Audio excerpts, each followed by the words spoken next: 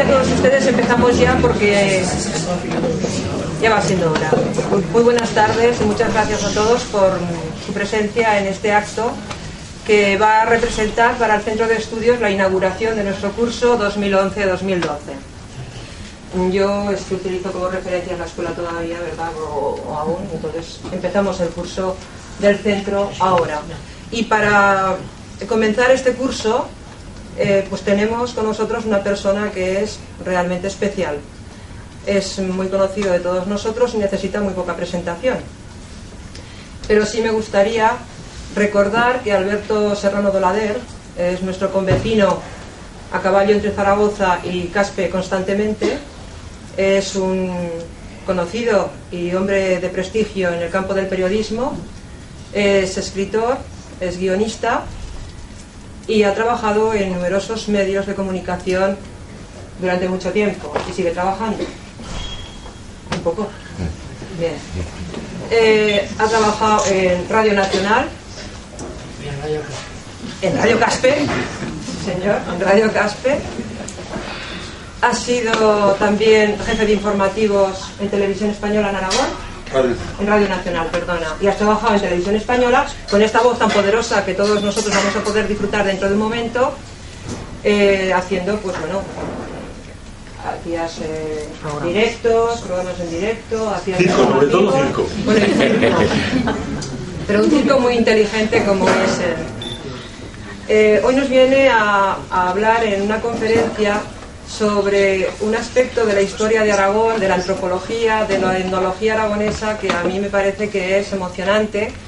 Emocionante porque tiene que ver con el mundo de las emociones y de los sentimientos. Es todo aquello referido a la magia, al mundo legendario, a las teorías míticas sobre nuestros orígenes o nuestra forma de relacionarnos.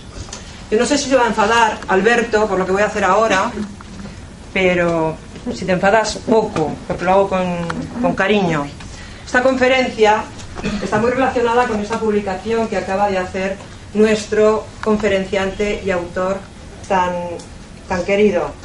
Acaba de publicar hace muy poco tiempo Moncayo, El laberinto legendario, y es una de sus muchas publicaciones sobre este aspecto relacionado con cuestiones de leyenda.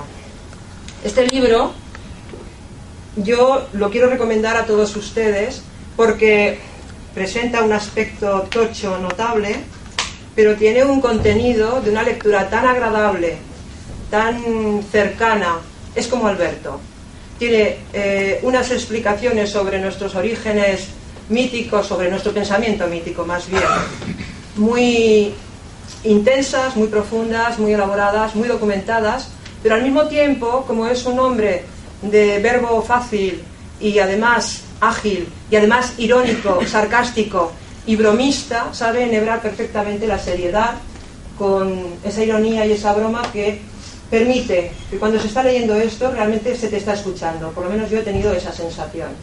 Así que vamos a oírle hablar sobre este campo tan interesante que nos recuerda aquellas épocas en las que los aragoneses necesitábamos, como todo el mundo por otra parte, aragoneses y no aragoneses, necesitábamos construirnos un mundo mágico para poder explicarnos, porque en definitiva yo creo que eso es el mito, ¿no? La necesidad de poner un poco de orden en el desconocimiento, pues para poder seguir adelante. Para muchas personas este planteamiento sobre la existencia todavía sigue combinándose con el mundo científico, pero sea como sea, eso ha existido, sigue existiendo, quizás dure mucho tiempo, y aquí tenemos a un magnífico conferenciante que nos va a hacer disfrutar con las explicaciones en torno a todo esto. Muchas gracias, Alberto, por tu presencia y te escuchamos. Gracias.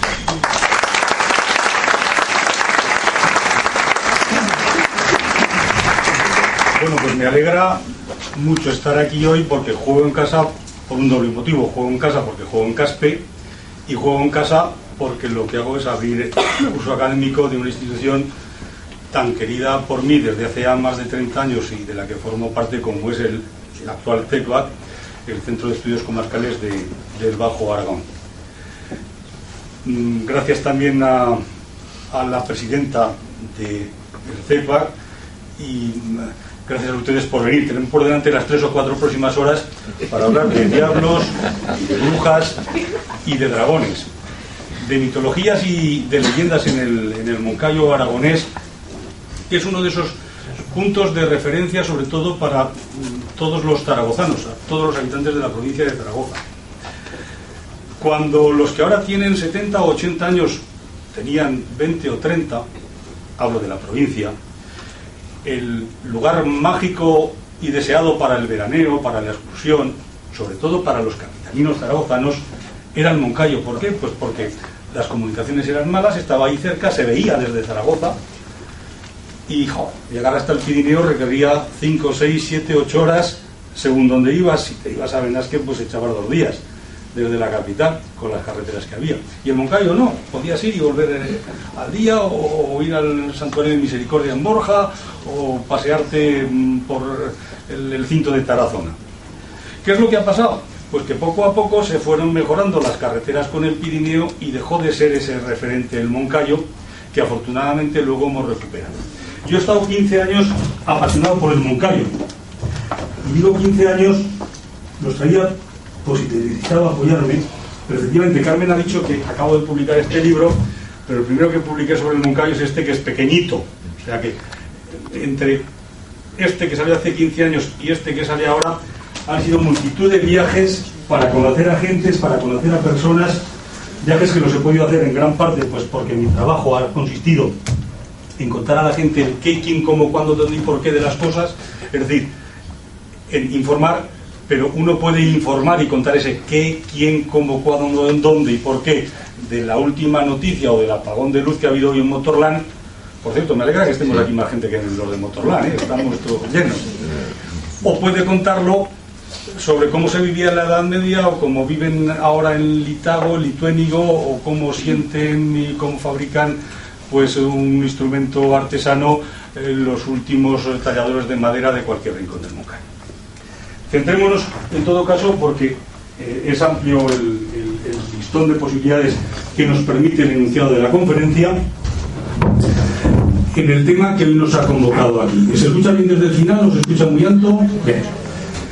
Voy a hablarles de mitos del Moncayo, de leyendas del Moncayo, y como no podríamos hablar de todas, he elegido algunas que me parecen divertidas, que son las referidas al diablo, a las brujas y a los dragones. No sé hasta dónde llegaremos.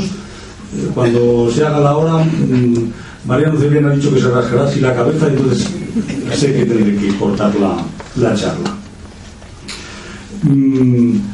Mitos, leyendas, que no hay que creérselas. El pensar que una persona puede volar en una escoba, no hay que creérselo, porque es mentira. El pensar que con sesos de sapo y claras de huevo podemos curar males, no hay que creérselo, porque es mentira. Pero hay que tomárselo muy en serio. ¿Por qué?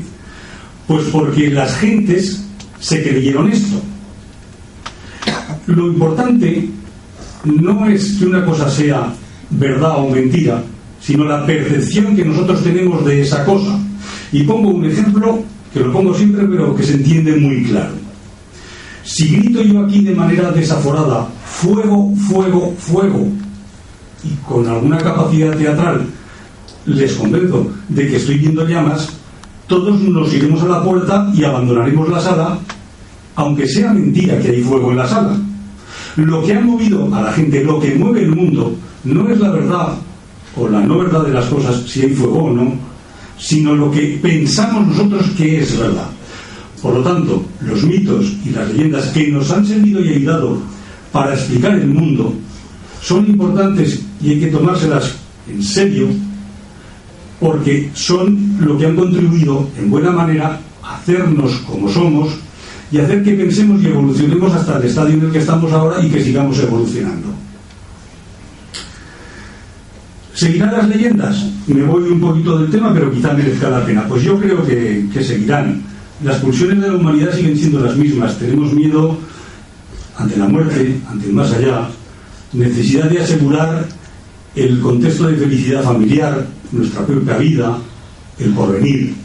Y todo esto nos impulsa a crear unos mantras, unos apoyos extraterrenales que de alguna manera han existido de una forma, existen ahora de otra y existirán. Las leyendas cambiarán, pero se irán construyendo. Diablos, brujas y dragones. Bueno, pues vamos a empezar por los diablos. Si les parece, contextualizamos un poco el esquema del diablo y del demonio antes de descender a ejemplos concretos de leyendas del Moncayo. Entre nosotros, en esta sala, tiene que haber un diablo seguro, un demonio por fuerza. En el siglo XVI hubo un médico de los que gozaron del prestigio intelectual de su época, que estableció el número de demonios que había con unos cálculos muy minuciosos, y le salía que había 7.409.127 demonios volando por ahí. Si eso es verdad, alguno tiene que estar hoy aquí. 79 príncipes los mandaban. ¿Cómo ha evolucionado la idea del demonio? En el primer milenio de nuestra historia, del año 1000, o sea, del año 0 al año 1000, no debió ser la de la existencia del diablo una obsesión. ¿Por qué? Pues porque no nos ha sido transmitida esa presencia del diablo en la mentalidad popular a través de manifestaciones artísticas en exceso. En la Edad Media sí, las artes decorativas, la pintura, la escultura, que representan muchísimo a la figura del diablo. En el primer milenio son pocas las referencias, incluso en la literatura. Hay, pero pocas. No era una obsesión. En la Edad Media es cuando el demonio empieza a tener una presencia constante y minuciosa en el devenir de las gentes. Los elementos dispares de la imagen demoníaca existían desde hacía mucho tiempo, pero solo alrededor del siglo XII o del siglo XIII ocupan un lugar decisivo en las representaciones y en las prácticas para concitar el apoyo del diablo o para alejar sus influencias. Surgida de la fantasía popular, sobre todo de la imaginación de las noches lóbregas medievales, Satanás, el diablo, su idea se asienta cada vez más en el contexto colectivo de una sociedad de la actual Europa. Un diablo que era plural. No se hablaba del diablo, sino de los diablos, los demonios. Va a ser principalmente a partir del siglo XVI, con el movimiento de la Reforma y la Contrarreforma, cuando la Iglesia de alguna manera necesite dirigir su mirada hacia un solo objetivo del mal y hacia un solo objetivo del bien. Si había un solo Dios, debe haber un solo demonio o un superdemonio al que enfrentar esa dicotomía y con el que transmitir unos mejores valores a la sociedad o transmitir unas lecciones más simples y más sencillas. Lo que habían sido diablos, demonios, espíritus auxiliares con los que se firmaban pactos para que te ayudaran en la vida doméstica, se convierten a partir del siglo XVI cada vez más en una sola persona. Deja de hablarse de demonios y se pasa a hablar de diablos. El concepto seguirá el concepto de pluralidad de los diablos. En el Pirineo, en Caspe también, se contaba hace 150 años que si uno quería tener seres sobrenaturales que le ayudasen en las faenas domésticas o en la rudeza de la faena escabrosa del campo, en quitar piedras, por ejemplo, podía meter en una caña unos diablillos que eran como moscas, por supuesto, si había hecho el conjuro necesario, liberarlos, y esos diablillos te ayudaban a limpiar las piedras del campo, a hacer las faenas de la casa. Nunca las ideas que desde arriba se nos han querido transmitir en torno a cómo era el diablo han calado de manera absoluta. Se camina a partir del XVI hacia el singular, pero se sigue contemplando desde la plebe, desde la gente, la posibilidad de espíritus malignos en plural. En barroco, en el tiempo del barroco, el diablo se hace un vecino más próximo, lo vemos en las tarascas populares, en las máscaras, en las coreografías, en las mojigangas, en las procesiones, en los carnavales. Y el mundo de la perversidad infernal, tal como lo denomina Lison Tolosana, el antropólogo aragonés, se va convirtiendo en mucho más complicado, porque a partir del siglo XVII se le suman a ese mundo diabólico el mundo de las posesiones. ¿Cómo es el diablo? Bueno, que yo sepa, ninguno de nosotros hemos visto al diablo, ni se le espera. Pero si lo viéramos, quizá todos sabríamos reconocerlo. ¿Cómo es el diablo? Pues como se nos ha pintado, con ojos especialmente violentos, con cuernos, con cola, verde, colorado, de 1000 colores. Ingenuo también hemos dicho en Aragón, y por eso los diablos nunca eran capaces de cumplir el pacto establecido y de construir el puente a través del cual les vendíamos el alma antes de que amaneciera el día, porque siempre nos habían construido el puente, pero sonaba el kikirique del gallo antes de poner la última piedra del puente. El diablo no había cumplido el pacto y no tenía el que había firmado el pacto con él que entregarle el alma porque le faltaba una piedra. En Aragón nos hemos pitorreado del diablo. ¿Dónde vive el diablo? Pues vive en las nieblas, vive por las nubes, vive al remover la tierra, vive en las profundidades. Eso es lo que se ha creído. Se contaban en Aragón, y hay muchas piedras en Aragón en las que se suele ver, también en el Moncayo, pero sobre todo en el Somontano de Huesca, marcas que con imaginación pueden parecer de pisadas, que son marcas en las que han caído y tropezado de pie los ángeles expulsados del paraíso cuando han descendido hasta la tierra, y que entonces se han quedado cojos, y que a partir de entonces pues todos los que de alguna manera cojeamos hemos sido vistos con un cierto repelús por el resto de los mortales. La finalidad del diablo es llevarnos al infierno, claro está. El infierno que, como hemos dicho, está en el centro de la tierra. ¿Y quiénes van al infierno? Pues nos los cuenta un poema popular de Albeta, uno de los pueblos del Moncayo. Hay jueces, hay escribanos, alguaciles, porteros, alcaldes y concejales, ministros y consejeros, depositarios y guardias, vigilantes y serenos, médicos y cirujanos, boticarios y barberos, arquitectos, ingenieros, condes, duques, marqueses, albañiles, toreros, diputados, senadores, propietarios, jornaleros, mesoneros, comerciantes, sastres y zapateros. Y sigue el dicho popular de Albeta, de ese pueblecito del Moncayo: como ven, de todo menos periodistas y conferenciantes. Les decía que a partir del siglo XVII se complica la historia del diablo con la historia de las posesiones demoníacas. Y efectivamente,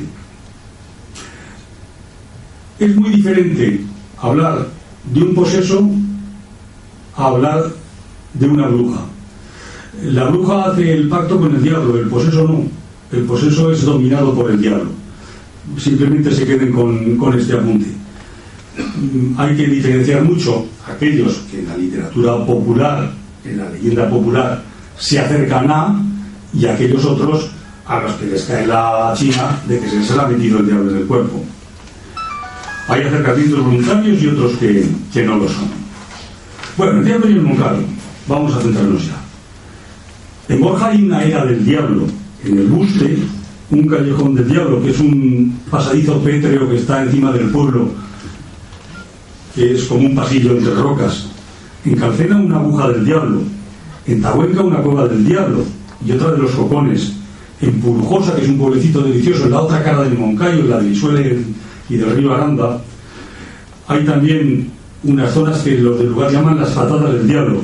Y en Tahuenca hay un barranco del infierno. Si todo está en la toponimia popular, es que todo ha sido muy importante. No se bautiza con nombre del diablo, infierno, Satanás, a nada que no haya servido para configurar un poco la forma de ser de las gentes que han bautizado con ese nombre a ese lugar concreto. ¿Y cómo han imaginado las gentes del Moncayo el infierno? Pues en Torrellas, otro pueblecito del Moncayo, nació en el siglo XVIII un fraile posiblemente franciscano que se llamaba Antonio Arbiol Díez. Escribió un libro deliciosos, de esos que uno coge y se ríe mucho y retratan muy bien el pensamiento negro, gris y temeroso de centurias pasadas. Se llamaba Los estragos de la lujuria y sus remedios. La filosofía era bien clara: si el que va al infierno está pecando con todos los sentidos, el infierno que hay que imaginar es un infierno en el que sufran todos los sentidos. ¿Y qué decía este moncaíno del siglo XVII? Pues nos explicaba los sufrimientos que iban a tener todos los sentidos en el infierno. Leo: los ojos del deshonesto serán atormentados en el infierno, no solo con visiones de cosas deshonestas, sino también con amargas mordeduras de basiliscos que matan con la vista.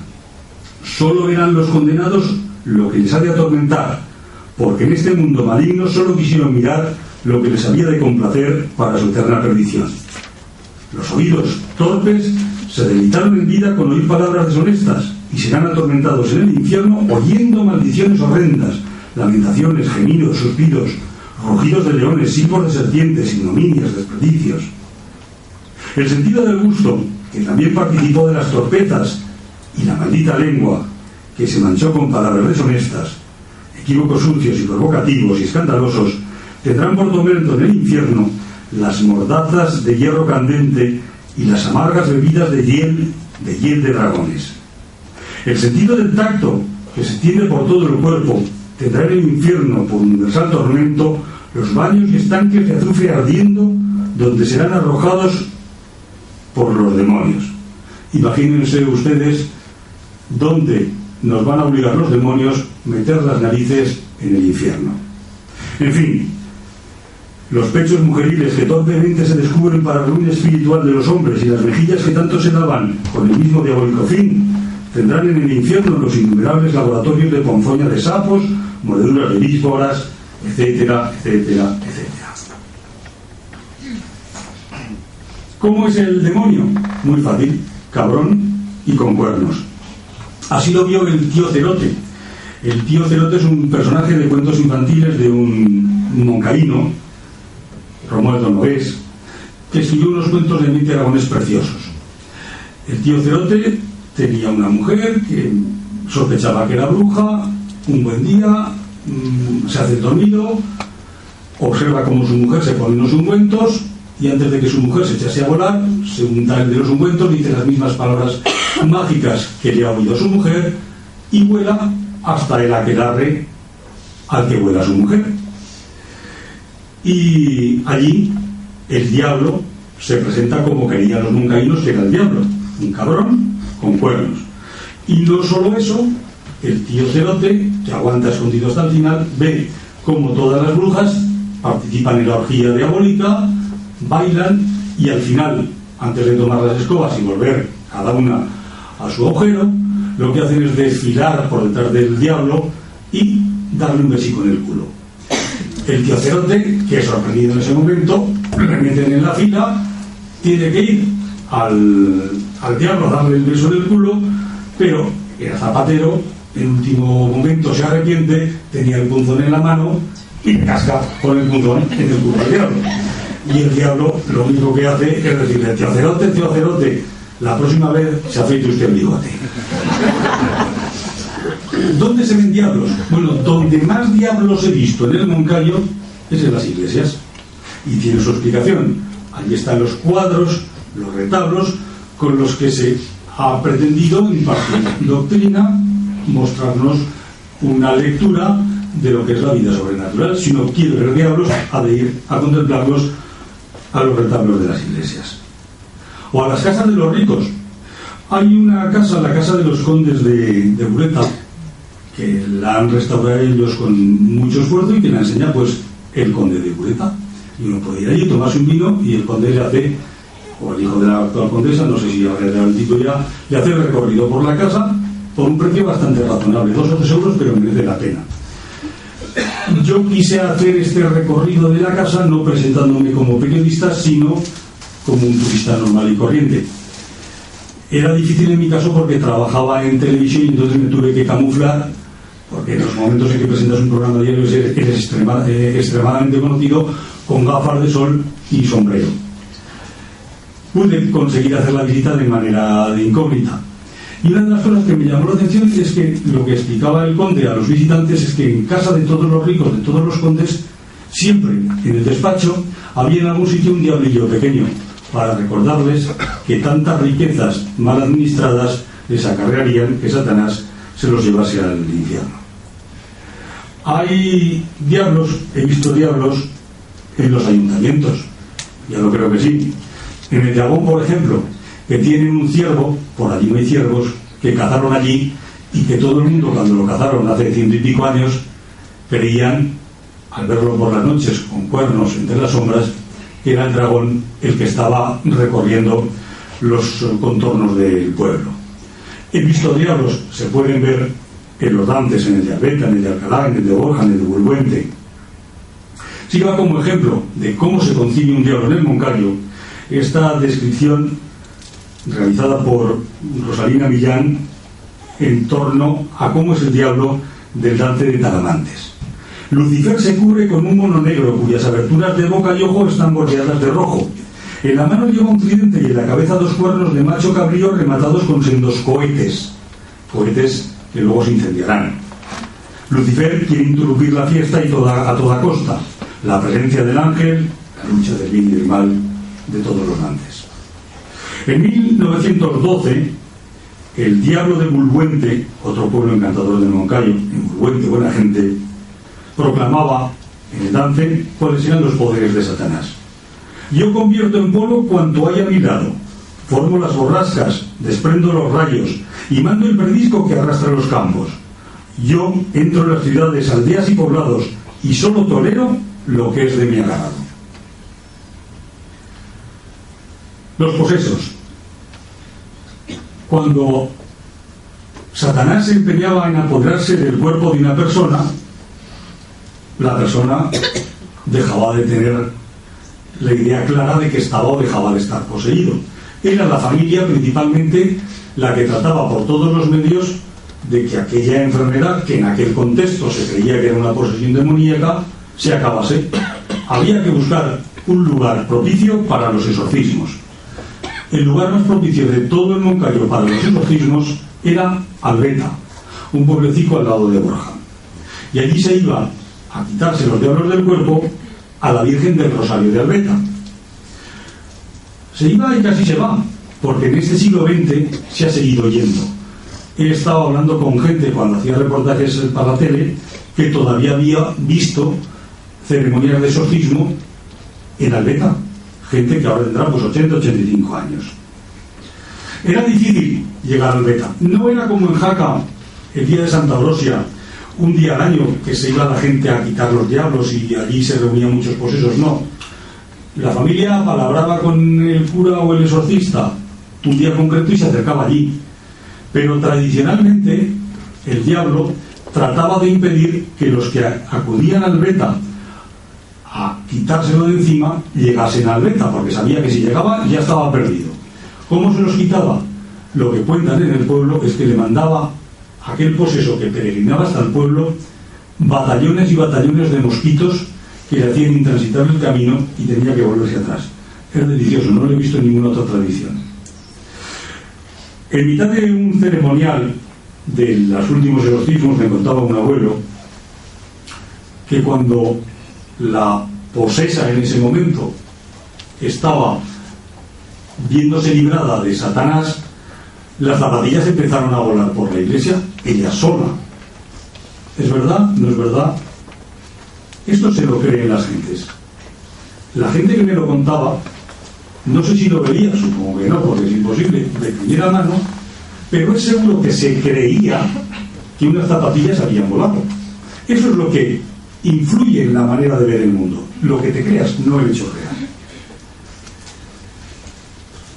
También es cierto que si los mosquitos no te dejaban llegar al Albeta, podía ir un familiar tuyo de tapadillo con unas ropas tuyas que te las había quitado a ti, pues eso, sin que tú te dieras cuenta, y hacerse el exorcismo simplemente por delegación. Se hacía el exorcismo a tus ropas y cuando te volvías en tu pueblo a vestir tus ropas que las había traído y llevado el familiar, se te había ido el diablo.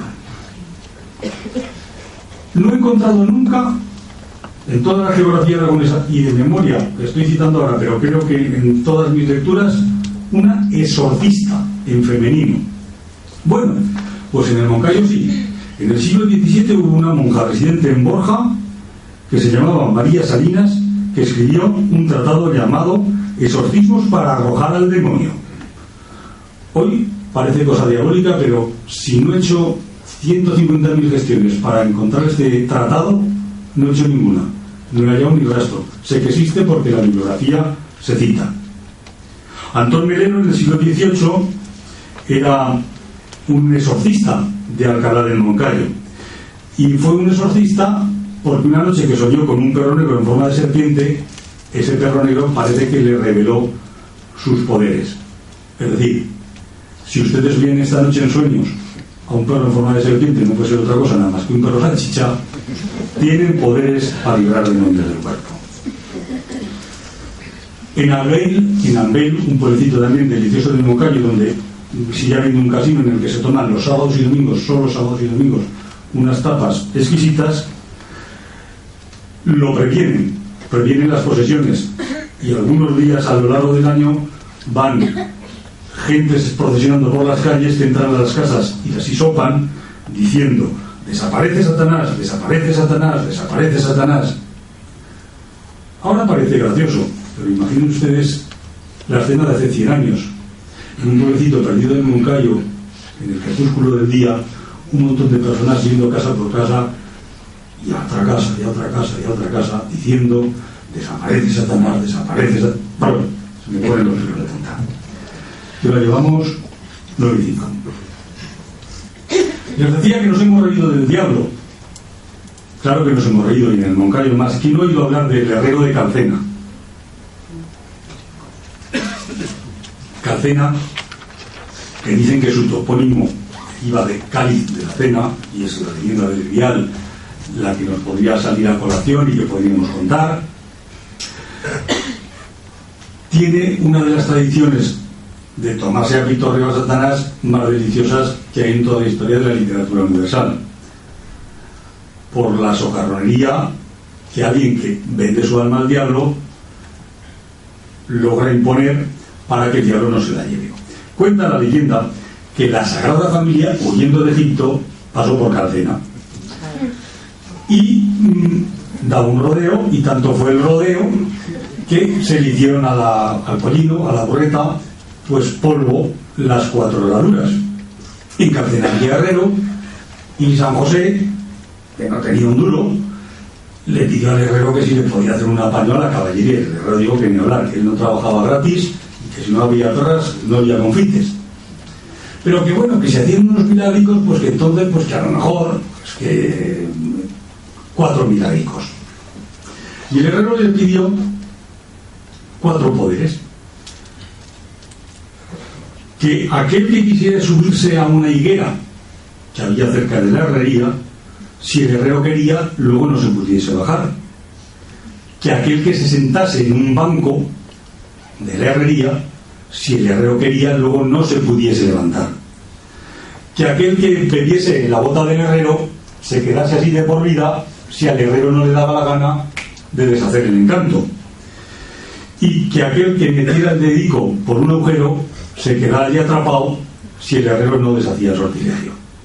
Bueno, le pagaron los de la Sagrada Familia con esos 4 deseos el servicio de las herraduras, y cuando Satanás calculó que ese herrero, que blasfemaba y era muy mal hablador, y era pieza apetecible, trató de ir a buscarlo. Satanás y el herrero se enzarzaron en una discusión y pactaron un plazo para entregar el herrero el alma a Satanás. Bueno, pues dame un par de años más y así con todas las condiciones. Y en esos años el herrero se puso a hacer pecados gordos. Llegó los 2 años y empezó Pedro Botero a mandar emisarios para que se llevaran el alma del herrero al diablo. Y ya se pueden imaginar lo que el herrero puso en práctica. Joder, pues me iría contigo, pero ¿quién se deja esos hijos aquí? Pero fíjate, anda, cógeselos y se los llevas a Pedro Botero y seguro que te asciende. y el diablillo va, se sube a la higuera y no puede bajar. Y Pedro Botero, pues estos no llegan, manda a otro emisario. Siéntate en el banco que nada, acabo este arao que estoy haciendo por no dejarlo tirado y enseguida voy. El diablo se sienta en el banco y el diablo que no se levanta. Más divertido es lo del diablo bebiendo bota, que nadie nos lo podemos imaginar, y lo del diablo con el dedo metido del agujero, pues ustedes lo considerarán como una escena graciosa. Cuando se murió el herrero, no lo quisieron ni en el infierno.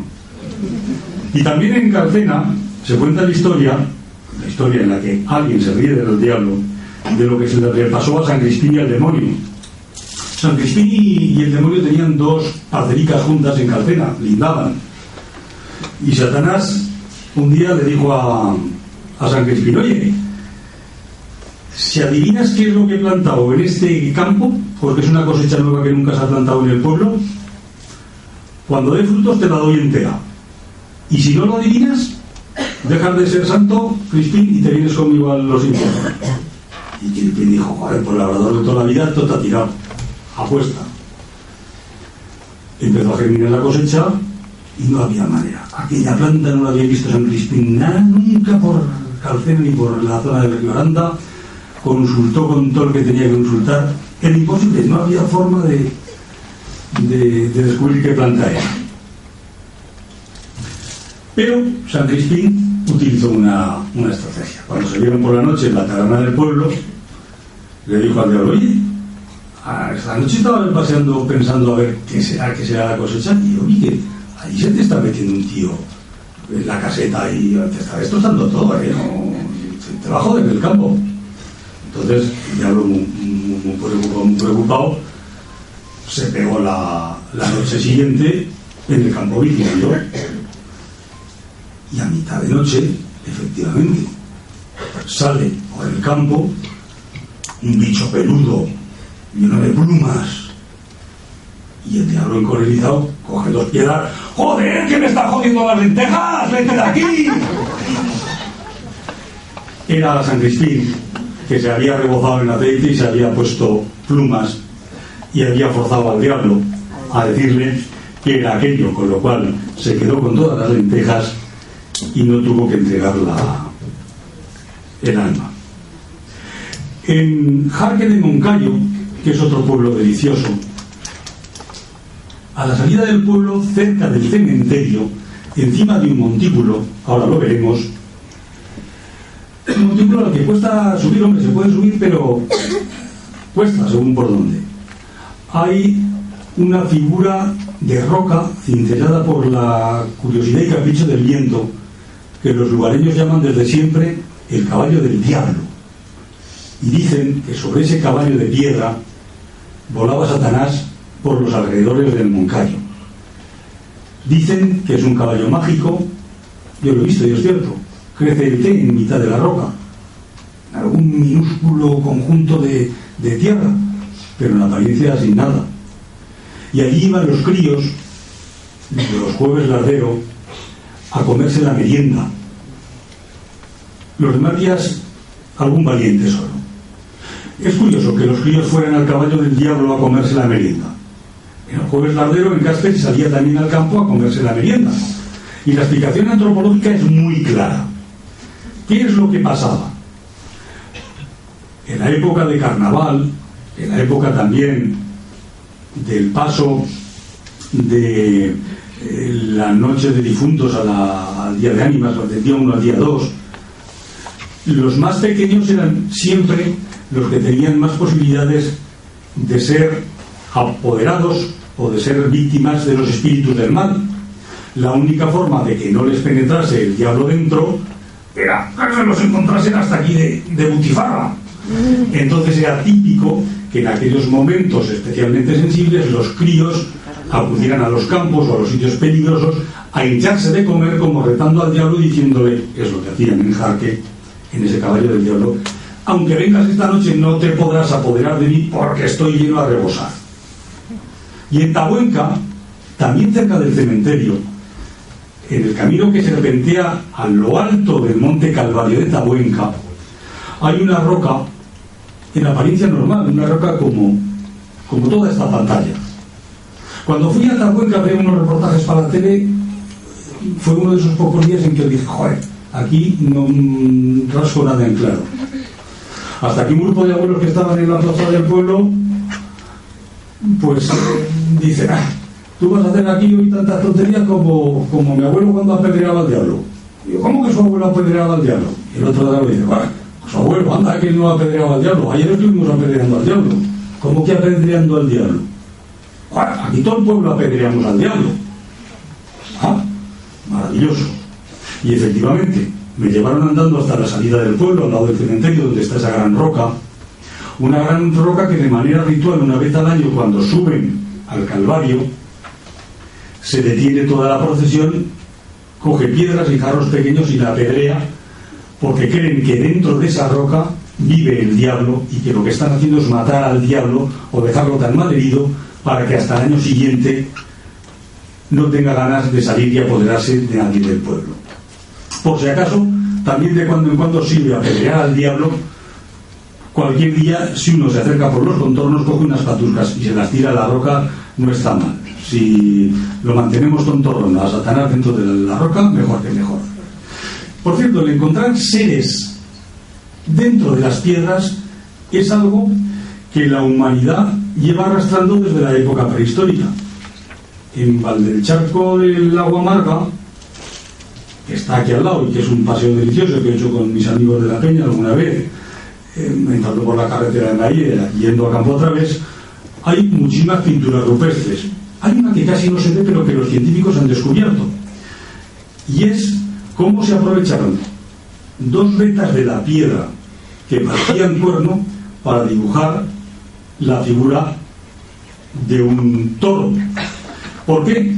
Porque según prestigiosos arqueólogos como Clotes, por ejemplo, que alguna vez ha venido a Caspe a las jornadas de prehistoria que organizaba el grupo cultural pues hace 20 o 30 años, el hombre prehistórico consideraba que aquellas protuberancias de la piedra que desvelaban parte de una figura no hacían sino enseñarnos lo que la piedra en sí contenía dentro.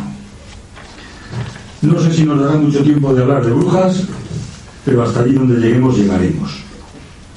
En Aranda de Moncayo vivió Gaspar Navarro, que fue teórico, teólogo y canónigo en el monasterio ostense de Monte Aragón.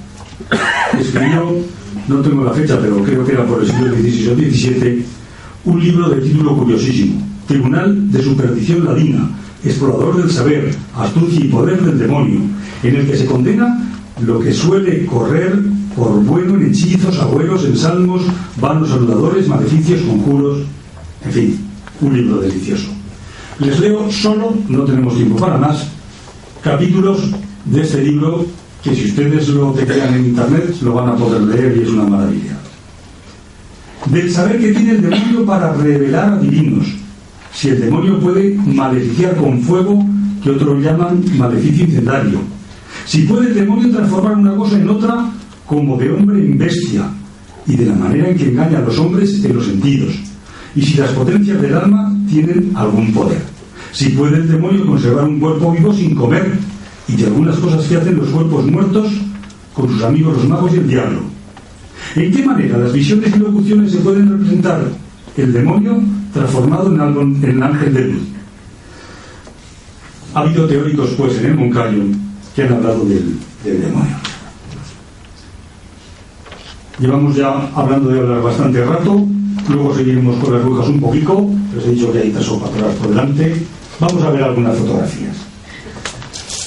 El marco en el que nos movemos es el marco del Moncayo, el Moncayo Nevado, desde la carretera que une Amber y Talamantes, las Peñas de Herrera. El Moncayo no solo es la gran montaña, la cima principal. El Moncayo son los somontanos, es la comarca de Tarazona, es la comarca de Borja, es la comarca de la Aranda. El Moncayo de alguna manera somos nosotros si vemos el Moncayo desde aquí. El Moncayo se ve desde cualquier sitio. Yo lo he visto desde Monlora, desde el santuario de Sancho Abarca, pero ayer me mandaba algún amigo de Caspe una fotografía del Moncayo hecha desde la piedra de Zaragoza de Caspe, la Sierra del Pizcuerno. El Moncayo Nevado. El Moncayo del río Aranda desde el helicóptero. Sobrevolar el helicóptero desde el Moncayo, yo por fortuna lo he podido hacer 2 veces por necesidades profesionales, es una maravilla. Las nubes del Moncayo, las brujas y los diablos pilotan las nubes. Anda que no hay para pensar en brujas y en diablos con estas nubes del Moncayo. Esto siempre me ha parecido un paisaje tropical, cuando veo la foto. Los ríos, todos los sitios que tienen agua y ríos, se ven bien desde el fondo, tienen magia también de leyendas y de tradiciones.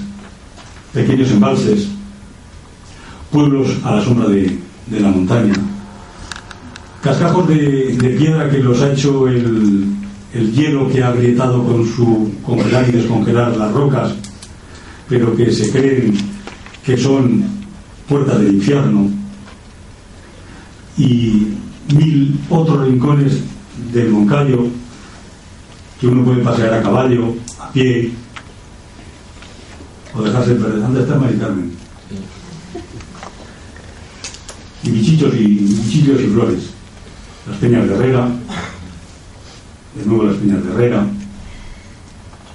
el santuario, el Moncayo al fondo, visto desde el santuario de Sancho Barca, desde Gea de los Caballeros. En día claro. Algo parecido es la fotografía que ahí pude contemplar gracias a un amigo que me mandó desde Caspe, del Moncayo, desde la Piedra de Zaragoza. Diablos. Jerónimo Cosita en el siglo XVI vio así el infierno y así lo dejó plasmado en un retablo de Calcena que ha sido recientemente restaurado por la Diputación Provincial de Zaragoza. Diablos, siempre con cuernos. Diablos, estos son de un retablo de Ambel. Nadie ha visto diablo, pero si lo vemos así sabemos quién es, no tenemos ni la más mínima duda. Un diablo de un convento de Borja, el diablo que a los del siglo XVII se lo idearon como cabra, con ojos saltones y cuernos.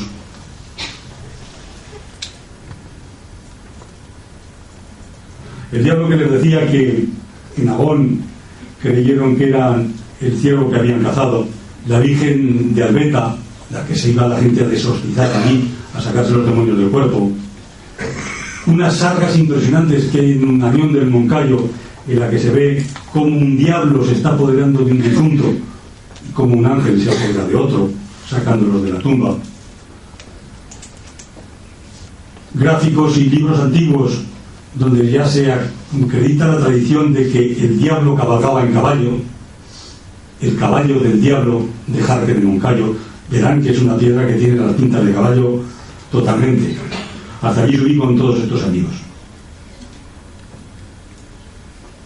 Calcena, el pueblo de Guerrero que se lió con el diablo y le rebuscó problemas. Una ilustración de una de las ediciones del Cuentecillo en la que el diablo no puede bajar de la higuera. El diablo de un dance de un pueblo de Moncayo, en este caso de Albeta, luego vemos Ambel y Talamantes. Albeta, Ambel, el niño diablo, Talamantes, ahí postrado antes el mayor que está detrás. El bien siempre vence al mal. El callejón del diablo que les he dicho del Buste, que es esa callejuela de por allí, ese pasillo pétreo. El libro del estrago de la lujuria, en el que el franciscano nos contaba que lo tenemos claro en el infierno. La piedra que los abuelos de Talamantes se dedican a apedrear de esta manera, al menos una vez al año. Unas cruces que hay en la piedra para alejar todavía más el demonio. El barranco del diablo de Tabuenca,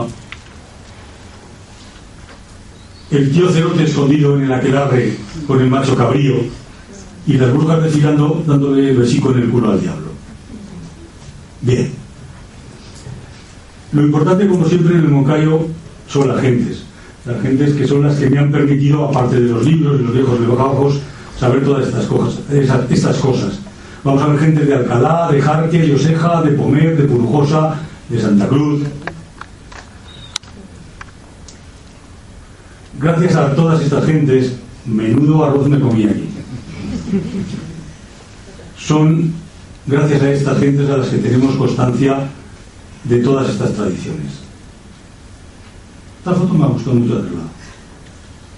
Y este soy yo en las épocas en las que paseaba en Moncayo. Son y 23, vamos a hablar 10 minuticos de brujas y nos centraremos en el Moncayo. La referencia mágica de las brujas del Moncayo es Trasmoz y su castillo. Las primeras referencias del castillo de Trasmoz datan del siglo XII. Fue creciendo hasta el siglo XV. En el XVI se abandonó.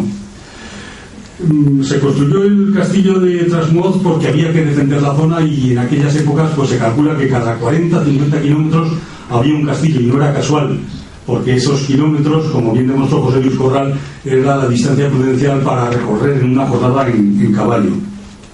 El castillo de Trasmoz, las brujas y el diablo, es todo un uno. ¿Por qué? ¿Cuál es la realidad? ¿De dónde arranca la tradición brujeril del castillo de Trasmoz? Vamos a deshacer el mito. En el siglo XIII, en el castillo de Trasmoz, se acuñaron monedas falsas. Y cuentan los medievalistas que quienes acuñaban monedas falsas hicieron circular entre las gentes las leyendas, la conseja, de que aquello estaba infectado de brujas. Las gentes en esa época oscura medieval se alejaron del castillo y lo que hacían era permitir que el negocio fuera floreciente, y así pudieron amasar los 4 prebostes del lugar ingentes cantidades de dinero. De ahí parece, del siglo XIII, que se arranca el origen del castillo de Trasmoz. Bueno, la verdad es que luego doña Elfa, que era la señora de Tórtoles, la que dominaba todo el Cotarra, acabó muy mal porque lo acabaron descubriendo y la metieron en un saco y la echaron con gatos vivos al Ojo de San Juan, que está en Tarazona, para que los gatos acabaran con ella al año limpio y las aguas la ahogaran. El origen mítico, pues, está ahí, o está en el señor de Trasmoz, que vivió en el siglo XVI, que fue Manuel Ximénez de Urrea, y que fue pues casi el último señor feudal, porque cuando ya los condes y los duques y los grandes señores iban a las ciudades, él quiso vivir y se aburrió como una ostra como señor feudal en Trasmoz. Y claro, como no tenía otra cosa que hacer nada más que cabrearse, lo que hizo fue poesía, cabrearse mucho y seguir amasando fortuna. Para amasar fortuna necesitaba todos los caudales de agua que había por alrededor, porque quería que funcionasen sus ferrerías, y eso lo soliviantó con los del Itago, que le cogían el agua. Como los del Itago le cogían el agua porque trabajaban y eran vasallos de los señores de Veruela, le supuso al señor de Trasmoz, al señor feudal, que se cabreó con los monjes de Veruela, y hasta ahí podíamos llegar. Los monjes de Veruela lo que hicieron fue una ceremonia en la que lo declararon un ser ingrato, en la que de alguna manera le demonizaron. Una ceremonia que también tuvo mucha repercusión en la época y que vino a reforzar en el siglo XVI esa tradición de lugar funesto, fantasmagórico del castillo. Castillo de Trasmoz y Gustavo Adolfo Bécquer. No, y los Bécquer, Gustavo Adolfo y su hermano Valeriano. Gustavo Adolfo, no digo nada porque todos lo hemos leído. Valeriano, muchos hemos visto sus dibujos, que son capaces de retratar de manera tan maravillosa como su hermano con la pluma las esencias del somontano del Moncayo. Los Bécquer fueron allí a mitad del siglo XIX porque había una hospedería y se tenía que curar la salud dedicada a Gustavo Adolfo. Y Gustavo Adolfo, ¿qué hizo? ¿Literatura? ¿O bebió las tradiciones legendarias de la zona del somontano para contarnos que un nigromante en una noche, leyendo unos libros escritos ilegibles y encima de una montaña, construyó de la noche al día el castillo de Trasmoz para dárselo al poderoso de Tarazona y que lo nombrara al alcaide? ¿Eso se lo inventó del todo Bécquer o es que había tradiciones? Hombre, Bécquer hacía literatura y era la principal ocupación, crear literatura, pero nadie desaprovecha las oportunidades y las creencias que le cuentan los tertulianos del contorno para empaparse de las creencias del lugar y literaturizarlas. Incluso el propio Bécquer, en su obra de prosa, nos transmite y nos admite que bebió las fuentes legendarias que circulaban por el somontano para crear sus obras maestras literarias. Leo a Becker. Al volver al monasterio, después de haberme detenido aquí para recoger una tradición oscura de boca de una aldeana, allá para apuntar los fabulosos datos sobre el origen de un lugar o la fundación de un castillo, de trazar ligeramente con lápiz el contorno de una casuca medio árabe, medio bizantina, el recuerdo de unas costumbres o un tipo perfecto de los habitantes, no he podido por menos que recordar el antiguo y manoseado símil Gustavo Adolfo Becker está diciendo que hacía caso, que hacía literatura fundamental en lo que las gentes le contaban. ¿Y qué nos contó de las brujas de Trasmoz? Pues hoy no se puede contar, porque entre otras cosas los viernes son los días en los que las brujas del Moncayo son más vengativas, y los viernes además es el día en el que las brujas del Moncayo oyen, se diga donde se diga, todo lo que de malo suene en el mundo sobre ellas. Tocaremos madera y nos arriesgaremos. 9:30. ¿Aguantan un cuarto de hora más? Hay dos fases principales en Trasmoz y lo elegimos como ejemplo de lo que pueden ser las brujas del Moncayo. En principio, Trasmoz fue lugar de acogida de brujas. No había brujas en Trasmoz. Acudían allí a hacer sus aquelarres, sus orgías diabólicas. Logró esconjurarlas, siguiendo a Becker, Monse Gil el Limonero, que tanto rezaba y tanto hisopaba que las alejó de allí.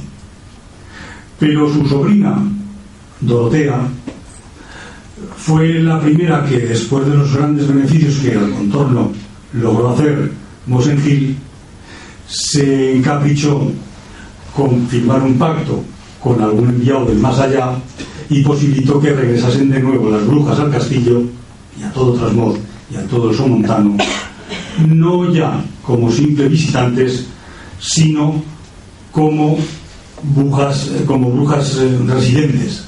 Dorotea sería, con sus 18 escasos años de aquella época imprecisa e inconcreta por Gustavo Adolfo, la primera bruja residente en Trasmoz y la Redolada. Y luego seguirían, en la carta así lo cuenta, brujas como la tía Casca, que acabó despeñada en un Fuentopejuna, que la persiguió por todos los rincones de Trasmoz hasta que se despeñó, y que las investigaciones recientes en los archivos municipales de Trasmoz han logrado fijar hasta el nombre propio de quién podía ser esta bruja, aunque bien es verdad que todos los que hemos rastreado en periódicos antiguos semejante episodio de Fuentopejuna popular que acabó en el siglo XIX con el despeñamiento de una bruja, no hemos encontrado rastro. La tía Casca fue otra de las creaciones literarias geniales de Gustavo Adolfo, convencido estoy que fundamentado en una existencia real de una bruja de carne y hueso, de una bruja que la veía la gente como bruja, que ella seguramente no, porque con las brujas pasa eso. Tú eres bruja si te ve la gente tal cual. Si la gente te identifica como bruja, ya te puedes apañar. Por más que tú lo único que seas, pues es una desamparada, una persona normal y corriente. La tía Cascas, que dejó herencia en su sobrina y en su sobrina nieta, y que luego, siguiendo las huellas de Becker, un periodista en el siglo XIX, a finales del siglo XIX, que trabajaba para la revista Alrededor del Mundo, le disparó a una sobrina nieta 3 o 4 clichés fotográficos y se velaron todos. O las Galgas, una de las pocas fotos de brujas del Moncayo de esos finales del XIX, que sí tenemos porque ese periodista decimonónico que se llamaba, traduciéndolo del alemán, que se firmaba en alemán, El Caminante en Peregrino, consiguió retratar.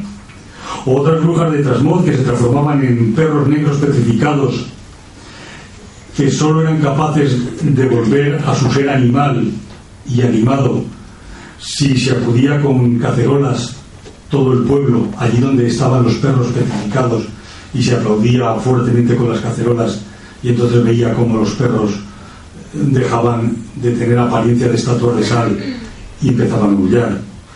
Esto son cosas que esto ya no es Becker, esto son cosas que ha contado la gente que aún vive. O como hacia 1903, por ejemplo, cuentan los abuelos que todos los animales de una cuadra, los perros, los gatos, los caballos, el buey, se ponían a bailar todas las noches, y que solo cuando el dueño de la casa bajaba y les apuntaba con una escopeta dejaban de parar. Brujas en femenino, brujas que tienen poderes como el que les contaba de los viernes, que saben escuchar todo lo que se dice de ellas. Brujas que tienen poderes como por ejemplo el volar con escoba, aunque no está tan claro lo de si las brujas pueden volar con escoba o no, porque al fin y al cabo quien nos lo dice es quien las condena, y quien las ha condenado unas veces ha dicho que eran capaces de volar y otras no. Les leo. En el año 1000 se prohibió la creencia de que estos vuelos en escoba ocurrían en realidad. Después, en el 1480, se prohibió la creencia de que no ocurrían. En el año 1000 después de Cristo, la Iglesia sostenía oficialmente que el viaje era una ilusión provocada por el diablo. 500 años más tarde, la Iglesia sostenía oficialmente que quienes afirmaban que el viaje era simplemente una ilusión estaban asociados y pactados con el diablo. No hay manera de aclararse. Brujas que me han contado en Pomer, en esa otra cara del Moncayo, que efectivamente volaban allí y que las vieron ellos cuando eran críos, haciendo sonar cencerros para atraer a las tormentas. Brujas que encartaban a las doncellas cuando les ponían una sortija en el dedo. Brujas que, como en Aranda, adivinaban lo que los maridos hacían aunque estuvieran a kilómetros de distancia, siempre que les pagases. Brujas que eran capaces de adquirir la forma de gato, o sea, de multiplicar sus huesos y alcanzar los 288 que tiene un gato, o los 517 músculos. Brujas que, como en Santa Cruz de Litago, se convertían en cabras, y cuando el pastor las veía con la pata rota y las llevaba al corral, las dejaba en el corral, recuperaban la voz y le hacían la burla al pastor diciendo: qué bien de jodido, qué bien de jodido. Brujas que nos daban el mal de ojo, que nos trasladaban en el viento. Brujas que eran capaces de combatir solo a aquellos que habían nacido en Viernes Santo, o solo a aquellos que el cura al bautizarlos había rezado de memoria y sin equivocarse en nada el credo. Brujas que espantábamos de las casas poniendo las tenazas en cruz en los hogares cuando apagábamos las cenizas.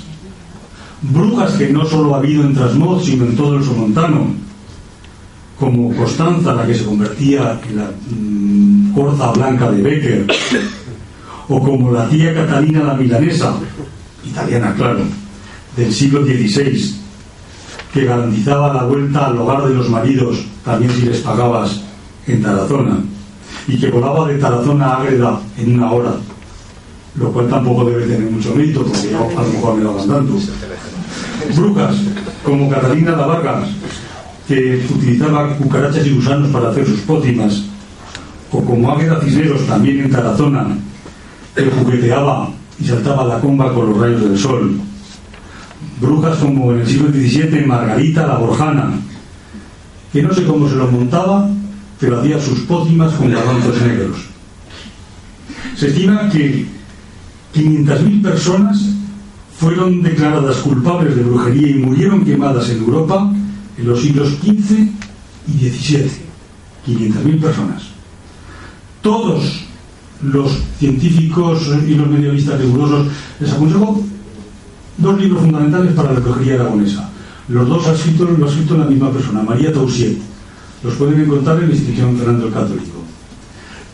Todos vienen a decir que efectivamente, que con todas las aberraciones, que son pocas las que podamos imaginar, para las que hizo la Inquisición, la verdad es que fue una mano de santo y un dulce de caramelo comparado a cómo le cascaron a las brujas supuestas en el resto de Europa.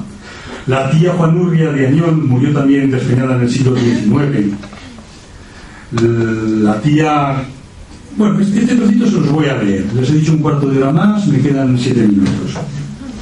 El periodista que les digo, que se llamaba Wender en alemán, si es que en alemán se pronuncia así, y que quiere decir caminantes, como me ha dicho mi hermano que sabe alemán. Este periodista que recorrió su montado del Moncayo a finales de la centuria del 19, llevado de la codicia, porque había circulado por Madrid que Gustavo Adolfo Galeriano había descubierto un tesoro oculto en el Moncayo, pero que no tenían fuerzas para mover una roca que solo les dejaba entrever, y que murieron sin posibilidades de acarrear dinero con el cual comprar porteadores que movieran la roca y llevarse las perlas. Bueno, pues el caso es que este periodista, que volvió para buscar ese tesoro oculto, como no lo debió encontrar muy claro, se dedicó a rastrear otros tesoros, que son las brujas. Y en torno a las brujas, aparte de las que les he comentado, nos habla Wender de la tía Catalina en el siglo XIX de Santa Cruz del Moncayo. Arrepentida poco antes de morir, confesó que había desenterrado el cadáver de su nieto, y había abierto el cráneo, y había sacado los sesos, hecho por el cual habían sido encausados otros vecinos del pueblo.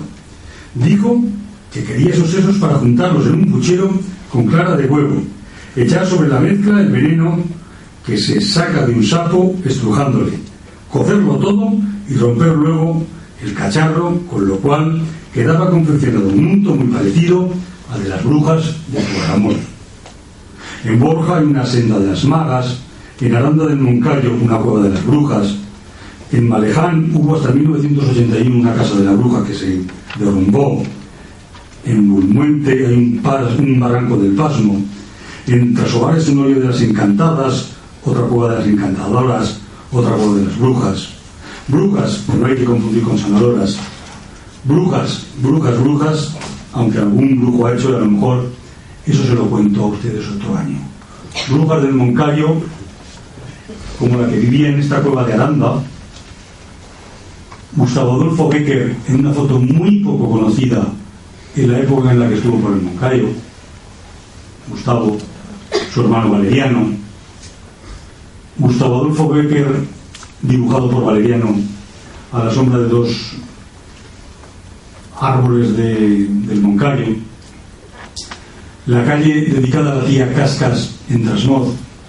Trasmoz tienen dedicada una calle a cada bruja y otra al gol de Ñanchín, de Nañines de Zaragoza, que también fue cosa de brujas, y no se lo puede creer.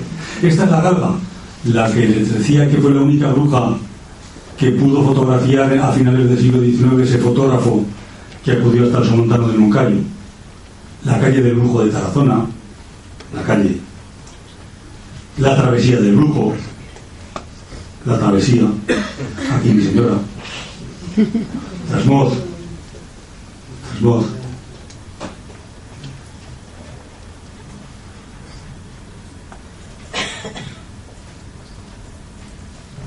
No, esto es lo que tenemos.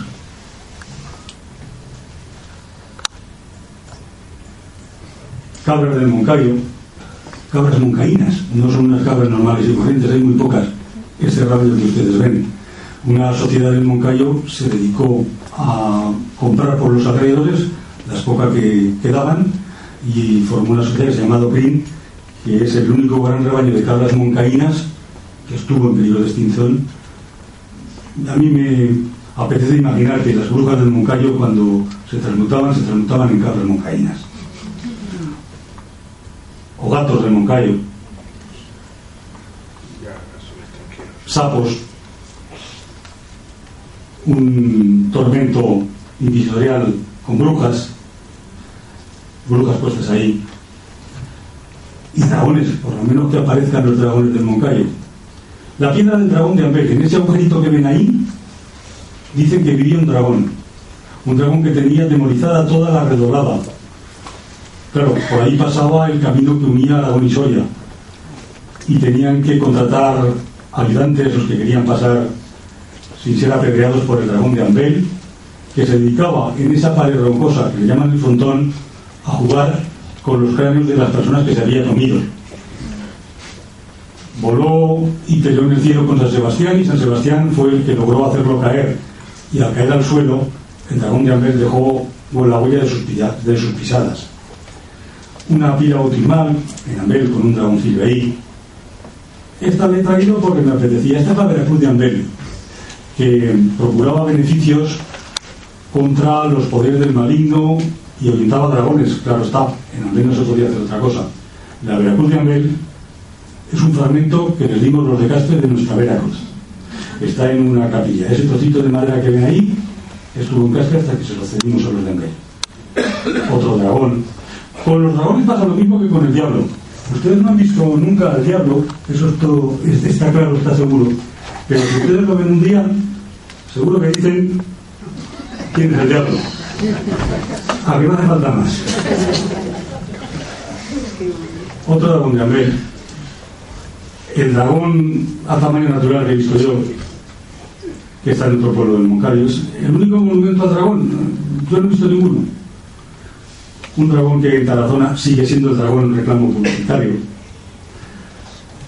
En fin, que como siempre teníamos que haber estado las 3 o 4 horas, pero como eso es imposible, y ustedes, si no me van a empezar a echar tomates y todas esas cosas, sirva como lección general que debemos sacar de toda la charla, la que me gustaría que todos sacáramos, que hay que tratar con muchísimo respeto, aunque nos suene a risa, lo que las gentes han querido. Porque si las gentes han querido en eso, nosotros somos herencia de lo que han sido nuestros ancestros, nuestros anteriores. Y en buena parte somos como somos porque heredamos esas creencias y nos han ido formando la mentalidad. Y que para conocer lo que las gentes han creído y han pensado, no hay nada mejor que hablar con las gentes. Cuando uno viaja, uno puede ver, pero cuando uno disfruta es cuando uno viaja con cierta calma y conversa. Y si haces 3 o 4 preguntas a un abuelo deprisa y corriendo, pues el abuelo seguramente enseguida te mandará cascadas porque el otro turista más. Pero si el abuelo te ve que trabajas con entusiasmo o que te acercas a él con respeto, seguro que el abuelo, y se nos están acabando los abuelos que saben cosas, te va a contar cosas. Miren, yo empecé en la profesión de periodista hace pues como unos 30 años largos, porque empecé muy joven aquí, en la emisora del pueblo. En los primeros 15 años de profesión, porque enseguida me fui de lo que era informativo puro y duro, las gentes que entrevistaba por ahí, todas me contaban: sí, cuando yo era mozo, cuando yo era zagal, hacía tal o cual pieza de artesanía, o cuando yo era chico, me contaban tal y tal cosa. Eso cuando empecé la profesión. Cuando me fui alejando hace 3 o 4 años de la primera plana de la profesión, la gente ya no me decía eso, no me decía: sí, yo cuando era pequeño hacía tal y tal cosa. No, la gente me decía: efectivamente, mi padre me contaba que ya habíamos perdido una generación. La generación siguiente ya solo tendrá la oportunidad de conocer cómo pensaron los anteriores a través de los libros, de los documentos audiovisuales. Tampoco es malo, ¿eh? La vida, la tradición, la leyenda va evolucionando. Somos herederos de nuestra época. Lo que pasa es que a lo mejor en el siglo V no tenían procedimientos para legarnos a nosotros el recuerdo histórico de lo que se creía en el siglo II, y ahora lo tenemos. Entonces debemos tener la obligación y la preocupación de legar a la posteridad cómo hemos respirado nosotros. Y esta sí es la última consideración. Se las cuento desarropada de argumento científico, pero muy bien fundamentada en cuanto a la esencia. Hay mucha porquería nuclear por ahí por el mundo. Y la porquería nuclear que hay por el mundo, que yo creo que es peligrosa, lo creemos casi todos los que aquí en Caspe estábamos en esa muy añorada deiva de los años iniciales de la transición, muchas veces está controlada pero escondida. Había una preocupación científica real entre los científicos en hacer lo posible para trasladar en un lenguaje eterno la señal de peligro. Si nosotros vemos ahora una calavera con 2 tibias, sabremos que es peligro de muerte. Si vemos un rayo, sabemos que es aquello, mejor no lo toco. Pero estos mismos símbolos, si lo veía un hombre de Neandertal, se quedaba frío, no sabía qué era, no los interpretaba, no los digería. Los símbolos que ahora tenemos los que nos podamos imaginar, no eran útiles, según los científicos, para trasladar más de 5 o 6.000 años el concepto de peligro, ni siquiera nuestra forma de estructurar el lenguaje escrito o oral, porque vete a saber si ahora no entendemos el lenguaje de los jeroglíficos ni hemos descifrado muchos idiomas antiguos que sabemos que existieron, si dentro de 5, 10 o 15.000 años se entenderá nuestro lenguaje. No lo sabemos. Entonces llegaron a la conclusión que lo que había que trabajar era en hacer circular unos mitos y unas leyendas que son las únicas que han demostrado que a lo largo de generaciones y generaciones han trasladado a la humanidad las mismas sensaciones, las mismas señales de prudencia ante manifestaciones externas, los mismos deseos de amor, de odio, de miedo, de incertidumbre hacia el más allá.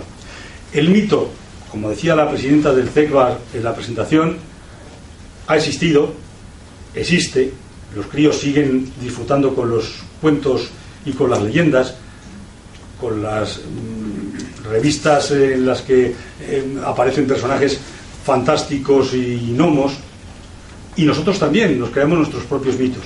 Y yo estoy convencido que dentro de 5, 6.000 o 7.000 años en el TECBAC alguien vendrá y les dará a nuestros nietos otra conferencia sobre mitos del Moncayo o del Moncayo que sea. Muchas gracias.